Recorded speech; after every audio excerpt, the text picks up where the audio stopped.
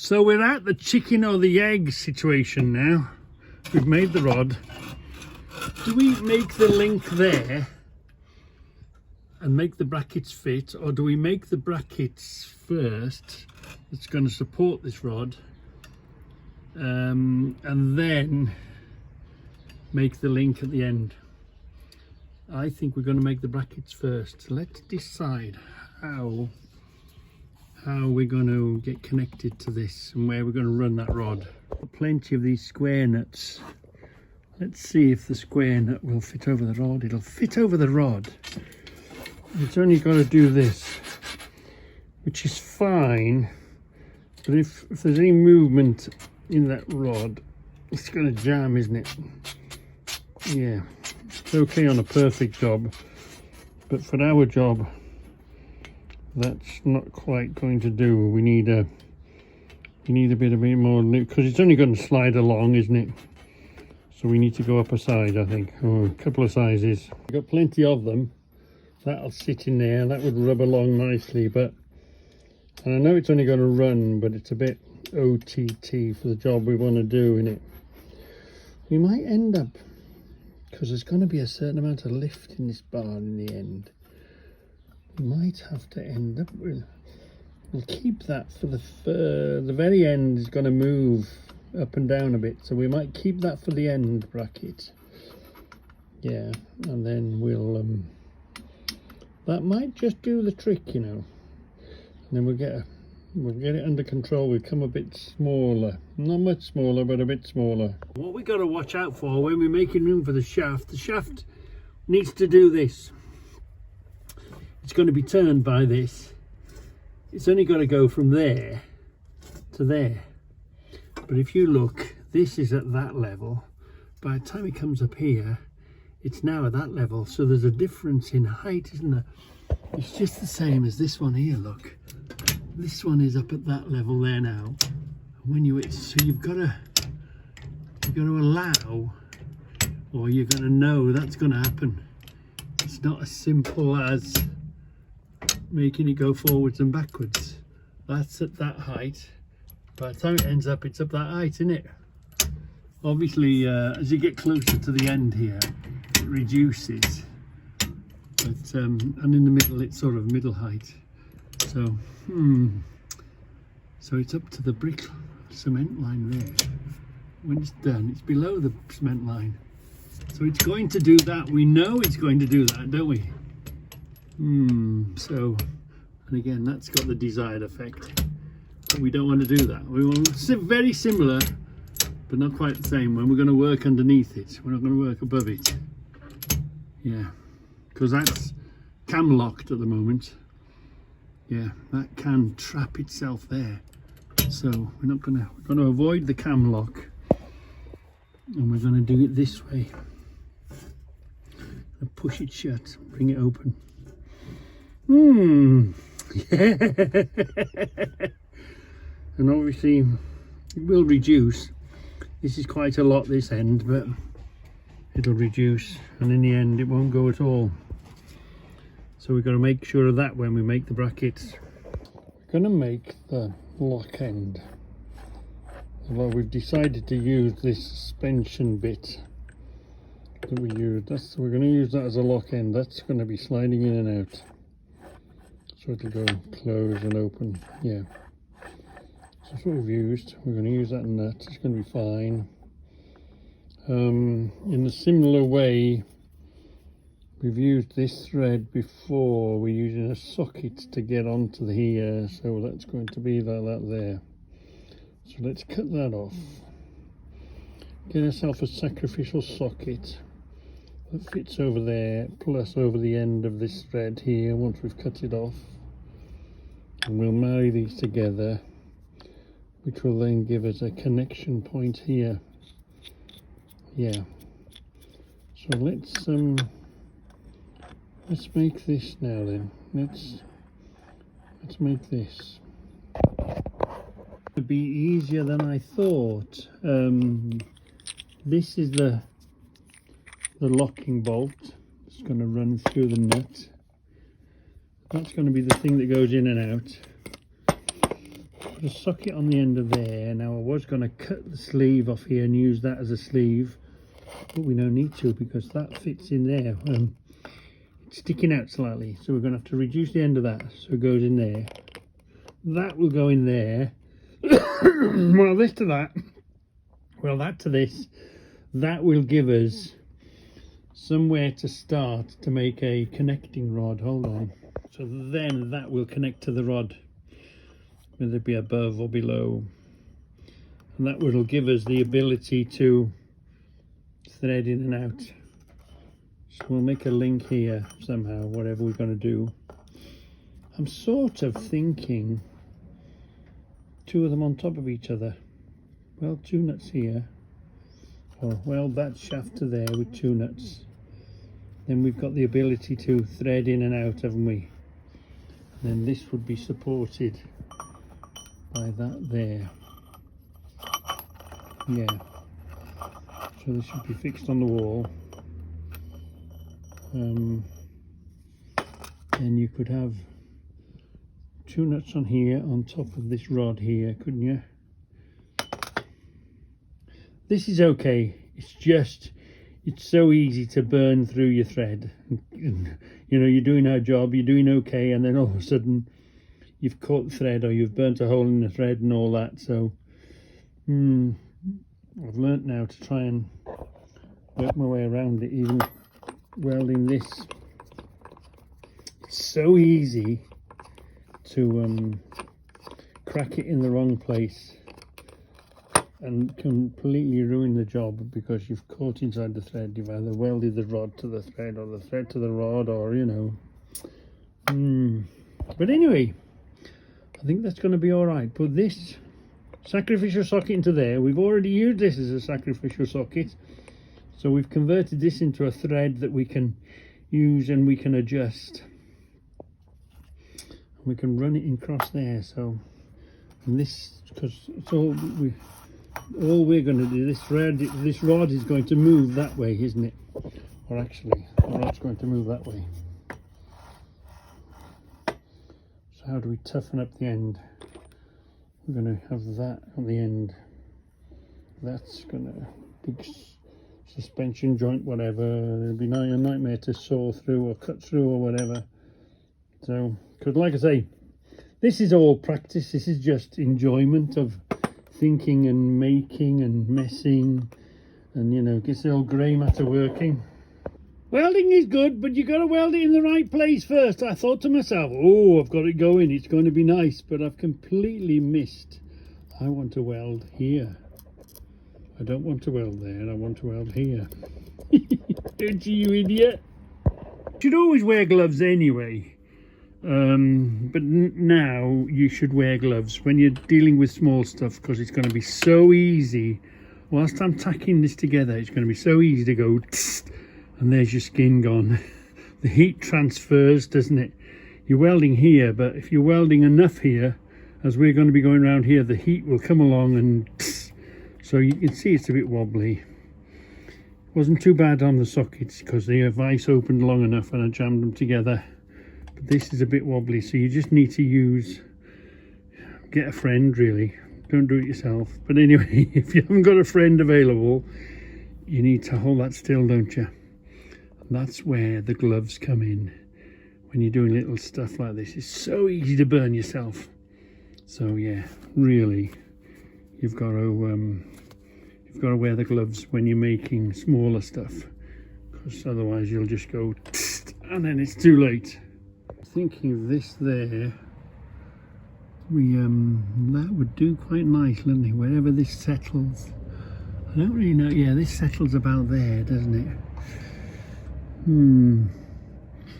Needs to come in a bit, but this shaft then would just go in there, and that's the keep, isn't it? And this would come along like that, and it only has to go in that much. That's all it has to do, is that much. Up against the door there, look. There's quite a gap, isn't there? We don't want to stick out here so you catch the door, and it would be where we've got this other lock mechanism as well. That doesn't help. Oh dear me, what are we going to do? we're going to come in around this height. So, yeah, the door shuts there.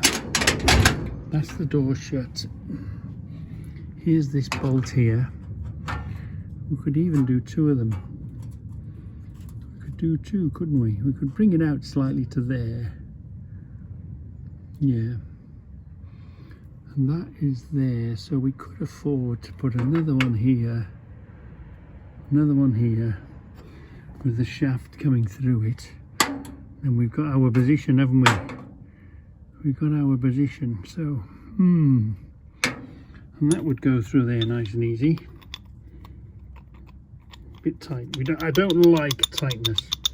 First of all, it doesn't make if it's slack, everything rattles and makes a noise whilst you're trying to work on it. So we might go up a size maybe. Yeah, we could weld that there. We could make some sort of bracket behind it, fit that in there, so that would sit there on the front, so we'd weld it against here, wouldn't we? We could altogether weld that there. And as the door shuts, it would make up that gap there, wouldn't it? Yeah, it would make up that gap there, and then this would come along it, and this would then clip into it, because it doesn't matter, it doesn't have to be accurate as long as it gets in the hole and it don't pass by it. So I think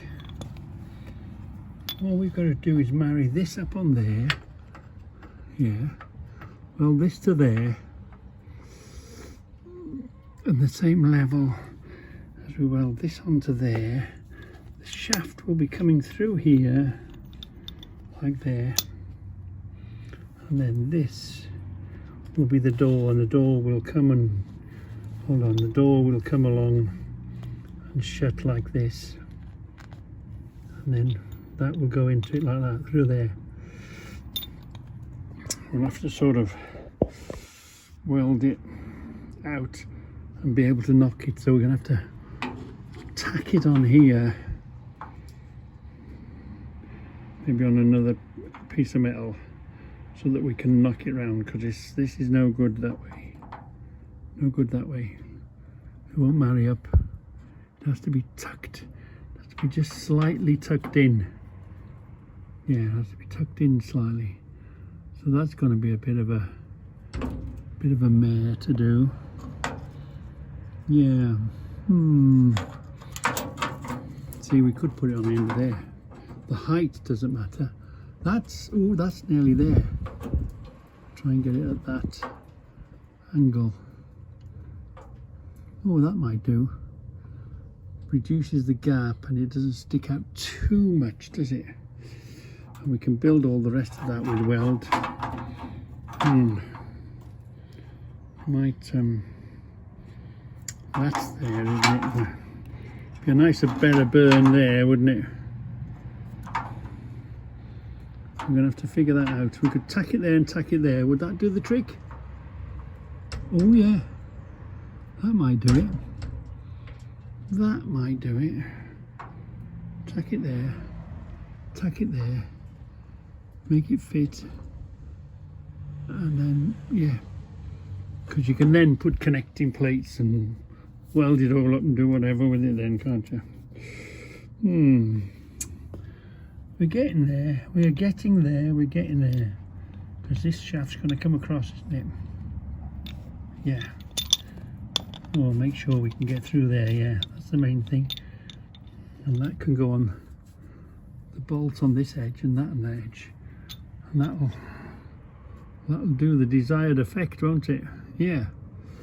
So, I be reckoning if we put three of them together and put the nuts on the front of there, like that, I be reckoning we've be got a lock.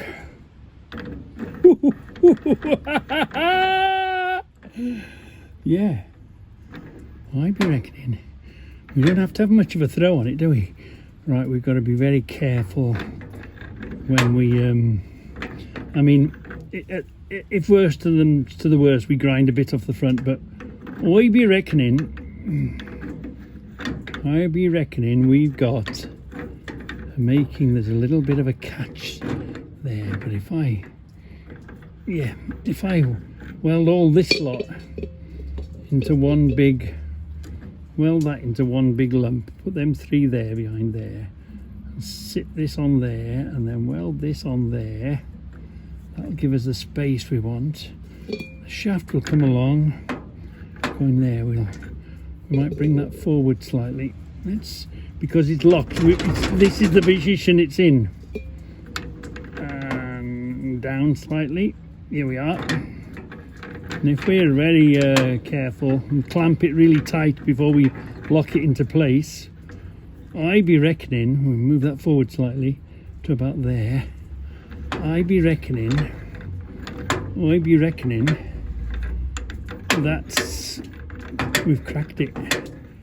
Ooh, that's what's gonna, this is gonna put them off, and this old solid thing welding into there is gonna put them off, on top of all the other locks that we've got going. So I'd be reckoning we've got ourselves a plan. Yeah.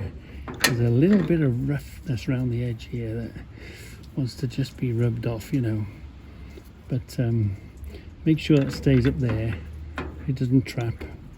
And I'd be reckoning we've got ourselves a plan. I know it's a bit OTT putting them three together, but that's the way it is. Do you know what I mean? That's the way it is, and that's what we're going to make. We're going to make them three together, and then as one block, and then clamp it in the right place so it's perfectly in the right place. Yeah. Get up! Oh! These days you need a crane to lift me up. But anyway, I'd be reckoning, because we've already welded that there, tack it. We'll go around it afterwards and weld it 100%, but we've already tacked that onto there. This lock is engaged. This lock is engaged. So you've got to make it so it doesn't interfere with the locks that you've got on the go at the moment. This lock's in place, and this one, of course, we're working on our secret lock, aren't we? So now we know where we're at. We'll make a connection and cut that to the right size, and then that'll be the last connection that's been sort of worrying me, but we'll see now. One step at a time, one step at a time. First of all, let's put them in the vise, weld them together, take off the galvanizing. It's going to be beautiful. Let's just do that and that. And the other side, and see how we get on. Because first, what I always do first is tack it together. Does it do what it's supposed to do? And then come back and weld it all the way around and make it strong, Anyway, first job, do that. Something small. I've got enough battle scars and blisters and enough pain to tell you I've grabbed enough of this small stuff when I'm making it. So now is the time you must wear, because it's so easy for the colour to go out of there. You're thinking about something else, you go to pick it up and it's ooh, been there, got the t-shirt. We've done that side, let's turn it over. Heat begins to build. It's already hot. We've turned it over. It hasn't cooled down from the other side, so that by the time we weld this red hot again, if we get near it, anywhere near it, even the bit that you haven't welded, which usually would have cooled down sort of thing, isn't. When you're doing something big like this, it's not only hot, but it keeps its heat. Yeah, it's not like the small stuff that fairly cools off pretty quick. You can put this down, you can go over there and come back, and you can still lose your skin on the damn thing. Right then, you watch the heat in this. It looks innocent enough. Smoking a little bit, but you watch.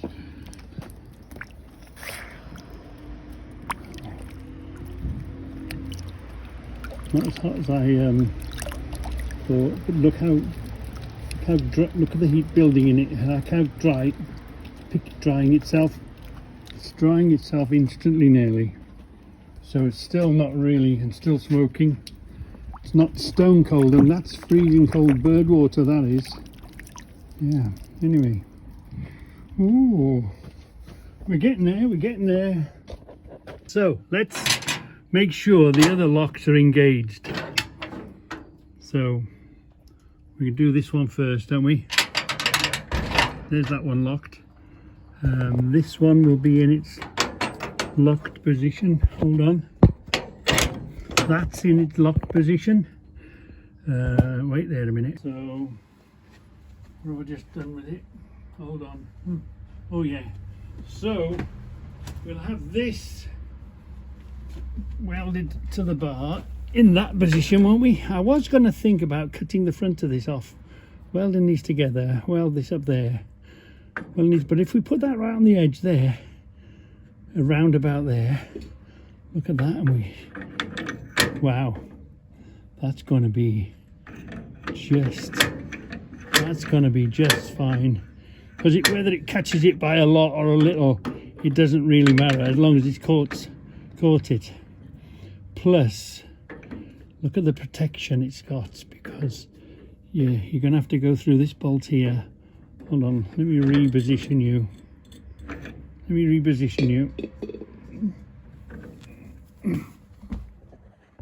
So I'm quite pleased where it's at, because this is going to be here, that's going to be there, the bolt's going to be coming across.